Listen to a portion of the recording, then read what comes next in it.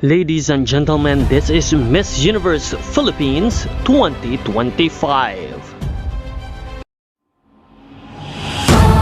Now, 2204, your budget blogger host.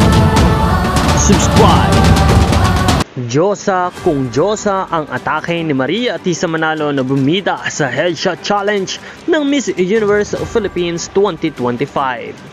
Nagningning ang Quezon Province Representative Maria Atisa Manalo sa kanyang official headshot para sa Miss Universe Philippines 2025.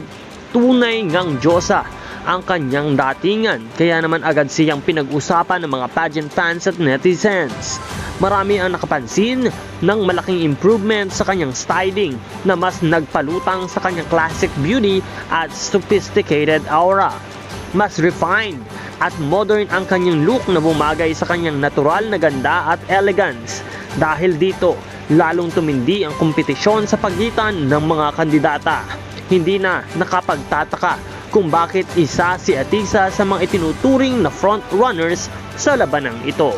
Habang papalapit ang susunod na challenge ay marami ang nasasabik kung ano pa ang ipapakita ni Atisa Manalo sa kanyang Miss Universe Philippines journey.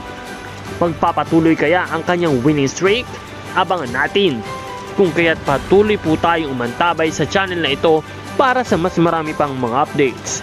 I-comment lamang sa ating comment box ang inyong suporta para kay Miss Universe Philippines Quezon Province Maria Atisa Manalo.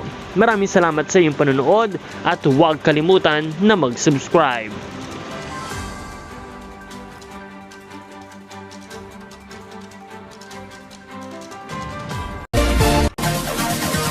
Support your favorite candidates and leave a comment.